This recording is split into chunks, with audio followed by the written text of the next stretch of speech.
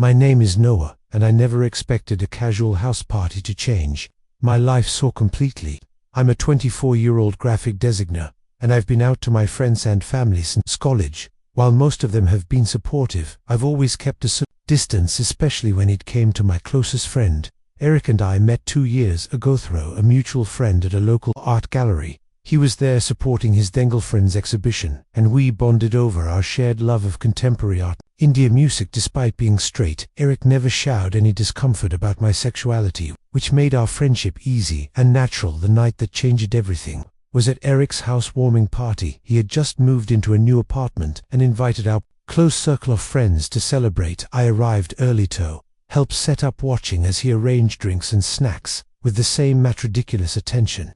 He brought everything. You know, you don't have to make everything perfect, I teased, adjusting a bowl of chips that he'd been fussing with for 5 minutes, says the guy who redesigned his business cards 12 times. He shot back, grinning. His smile had always been infectious, reaching all the way to his bright blue eyes. As guests started arriving, Theo filled with the familiar buzz-off conversation and music. Eric had excellent taste in both food and drinks, and before long everyone was enjoying Thamesville's. I nursed my gin and tonic, watching as Eric moved effortlessly between groups, making sure everyone was comfortable. It was around midnight when things started winding down. Most people had left, leaving just a core group of 5 or 6 of us. Eric had mentioned Adura that anyone who wanted to crash at his place was welcome, given how much we'd all been drinking. As the night went on, our small group migrated to Eric's comfort, a living room. The alcohol had left me feeling warm and slightly inhibited, but not out of control. Eric sat next to me on the couch, our shoulders touching casually as Wallace to Tom and Rachel debate about some new Netflix series. I was acutely aware of Eric's presence, the subtle scent of his cologne, the way his leg occasionally brushed against mine when laughed. He'd broken up with his girlfriend Sarah 2 months ago, and I'd noticed he'd been more tactile with Mezins then, though. I tried not to read too much into it. Another drink, Eric asked, nudging my empty glass. Probably shouldn't, I replied, but he was already heading to Thikachan. He returned with 2 glasses of whiskey, handing me one with a conspiratorial wink. It's the good stuff, can't let it go to waste. As we sipped our drinks, the others gradually started making their exits or finding places to sleep. Rachel and Tom took the guest room while Mike crashed on the recliner. Soon it was just Eric and me on the couch, talking in low voices to avoid waking Mike. You can take my bed, Eric offered. You'll sleep on the couch. Don't be ridiculous, I protested. It's your house, I'm fine. Here, Nate, he said, using their nickname only. He called me by my bed's big enough for 2. We're both adults unless. He paused, looking suddenly uncertain. Unless you're not comfortable with the alcohol made me braver than usual.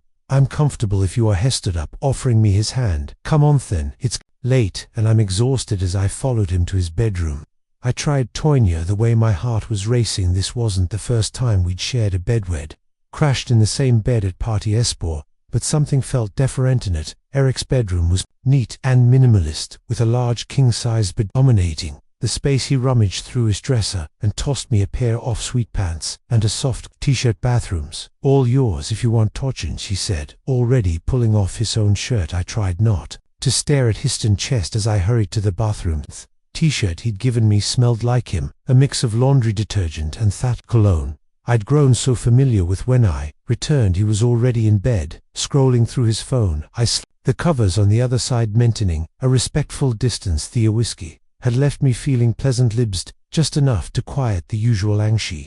I felt around Derek. Can I ask you something, Eric said, suddenly putting his phone on. Then he stand. Sure. He rolled onto his sedito face. Me, his expression serious in dim light from the bedside lamp. Have you ever been attracted to a straight friend? Me heart skipped a beat. That's complicated, I answered carefully. How so? I took a deep breath. My words, sometimes it's hard to separate emotional closeness from attraction. When you're gay, you learn early not to develop feelings for straight friends. It usually just leads to heartache. He was quiet for a moment, then asked, is that why you've been differently more distant? What do you mean? Ever since Sarah and I broke up, you've been, I don't know, pulling away wise to hang out all the time, but now it feels like you're always busy, or making excuses. I hadn't realized he'd noticed Thought you might need space after its breakup. That's not it though. Is it? His blue eyes searched mine in the semi-darkness. Be honest with me.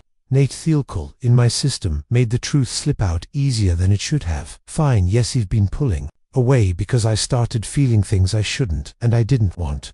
To make things weird between us, Eric propped himself up on his elbow, looking at me intently. What kind of things? Don't make me say it. I whispered, me heart pounding. You know what I mean. Moved closer, close enough that he could feel the warmth radiating from his booty. I need you to say it, Nate, 'cause I've been feeling things too, and I'm terrified. I'm reading this all wrong. My breath caught in my throat. What are you saying? I'm saying that breaking up with Sarah wasn't just because we weren't working out, it was because I couldn't stop thinking about someone else. His voice was low, almost vulnerable. Abutu.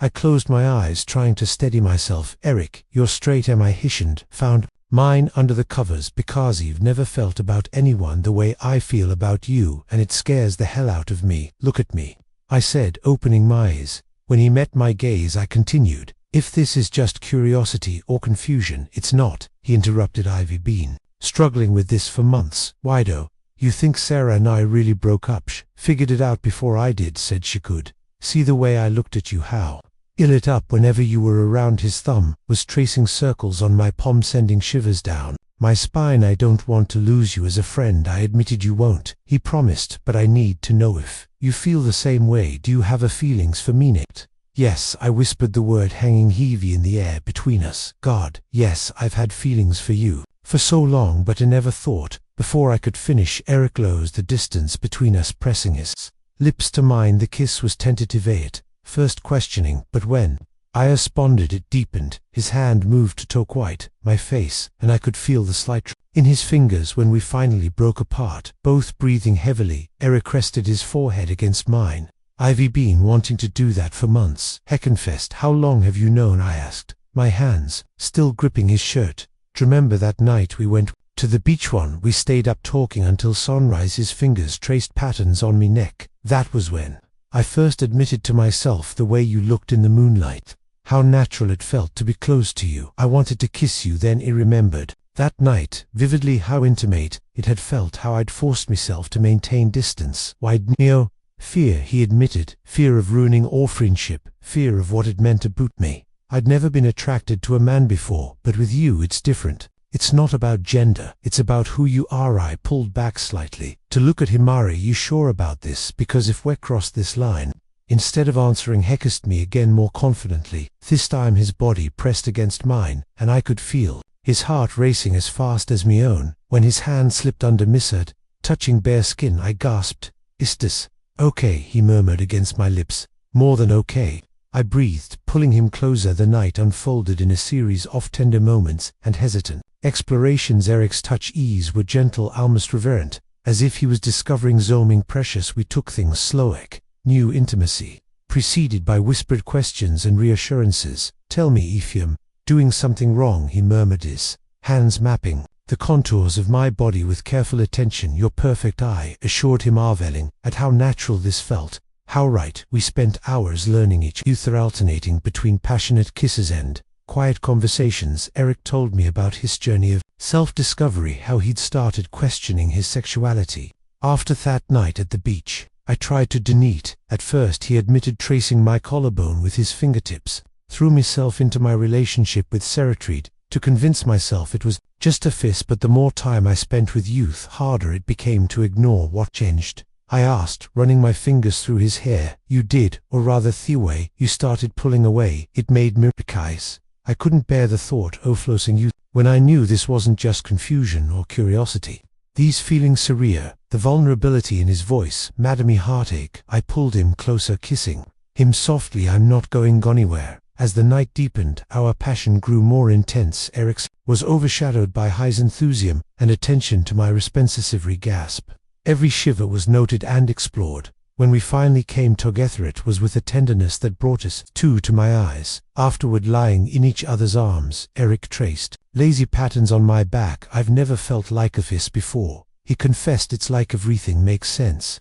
Now morning light filtered through the curtains, and I walked to find Eric watching me, a soft smile on his face. For a moment, I feared regret or but he immediately leaned in to kiss me good morning. He murmured against my lips, no second thoughts. I had to ask. He propped himself up on an elbow, only about why I waited so long to tell you how I felt his free hand caressed my cheek last night. Was incredible. We lay there for a while trading lazy kisses and gentle tushy-suntle. The sound of movement in the apartment reminded us we weren't alone. Rick tensed slightly. We should probably tick about this, I said, understanding his concern about who we tell and when. He nodded, looking thoughtful. I'm not ashamed of this of us, but I need time to figure out how to tell people my family especially. We can take it slow, I assured him. There's Noresh. A knock on the door made us both jump.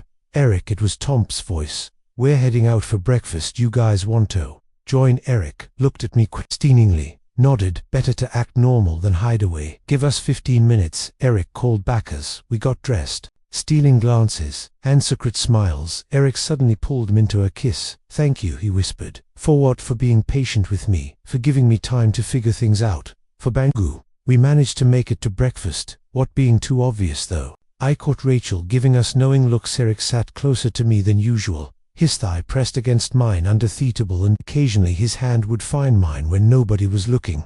The weeks that followed were a beautiful mix of secret moments and careful navigation during group gatherings, where maintained our usual friendship, but stolen glances and subtle touches new meaning when alone. We couldn't keep our hands off each other. Eric spent more time at my apartment where we could be ourselves, without worrying about roommates or unexpected visitors. We'd cook dinner together, watch movies cuddled on the couch, and spend hours talking about everything and nothing. One evening, as we lay tangled together on my bed, Eric brought up something that had been bothering him. Sarah texted me today, he said, playing with my fingers. She wants to meet for coffee. I tried to keep my voice neutral.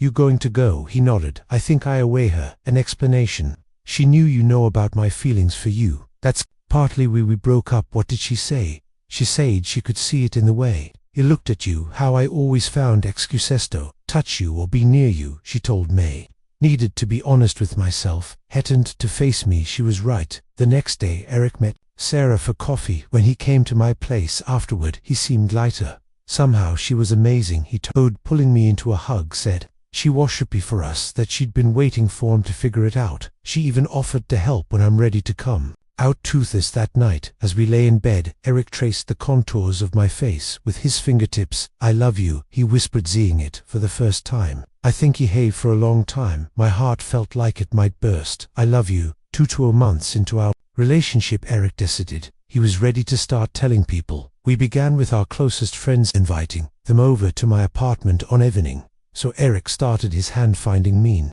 We have something to tell you. Geist reactions varied from shocked Mikato, unsurprised Rachel, who admitted she'd suspected since the house party. Tom just grinned and said about damn time. Their support from our friends gave Eric the confidence to take the next step, telling his sister Emma she was his closest family member, and her opinion meant everything to him. We invited her over for dinner at my place.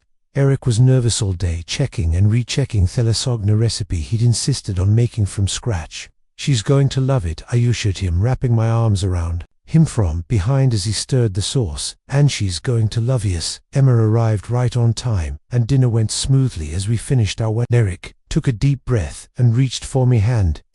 There's something I need to tell you, he began. Nate and I were together as a couple. Emma was quiet for a moment, then broke into a wide smile. Finally, I've been wondering when you'd tell me. Wait, what?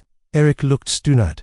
Little brother, I've known you were in love with Nate for months. The way you talk about him, how your face lights up whenever he's around. I was just waiting for you to figure it out yourself. Eric's grip on my hand tightened as tears welled in his eyes. Ma got up and hugged us both. I'm so happy for you, she said. Both of you, and you'll be right here when you're ready to tell Mom and Dad. The next major step came 3 months later, during the holiday season. Eric's parents had invited him home for Christmas, and after much discussion, we decided it was time to tell them. Come with me, Eric insisted. You want them to meet you as my boyfriend, not just my friend. The drive to his parents' house was tense. I could feel Eric's anxiety radiating off him as he gripped the steering wheel occasionally. I'd reach over and squeeze his hand, offering excellent support. His parents greeted us warmly. They'd met me before, at various gatherings, always, as Eric's friend Emma was already there, and her petit presence helped calm our nerves after dinner. As we sat in the living room with cups of coffee, Eric cleared his throat. "Mum, Dad, I need to tell you something." His voice shook slightly. "Nate isn't just my friend, he's my boyfriend. We've been together for several months now." The silence that followed felt eternal. His mother sat down her coffee cup slowly while his father's expression remained unreal. "Are you sure about this?" his mother finally asked. "You've never shown interest in men before." "I'm sure," Eric said, firmly reaching for my hand. "I love him, and I'm still the same person. This doesn't change who I am." His father stood up suddenly, and my heart sank. But instead of the anger we feared, he walked over and pulled Eric into a tight hug. "My son," he said gruffly, "nothing will ever change that." His mother joined them, tears in her eyes. Then, to my surprise, they both hugged me to welcome Ito, the family. His mother whispered. Later that night, lying in Eric's childhood bed, his parents had insisted we stay over. He turned to me with tears in his eyes. "Thank you," he said softly, "for being patient, for loving me, for everything." Kissed him gently. "Thank you for being brave enough to be yourself." Looking back now, a year after that house party that changed everything, I'm amazed at how far we've come. Eric has fully embraced his identity, though prefers not to label it. "I just know I love you," he always is. We moved in together last month, and our apartment is a perfect blend of both core styles. Our friends joke that we were basically living together anyway, given how much time we spent at each other's places. Sometimes late at night, we talk about that first evening, the nervous tension, the whispered confessions, the way everything changed with one kiss. How a simple house party led to the most important relationship of our lives. Love doesn't always come the way you expect it. Sometimes it's been right in front of you all along, just waiting for the moment to reveal itself. And sometimes all it takes is a little courage, a lot of trust and willingness to take a chance on something beautiful.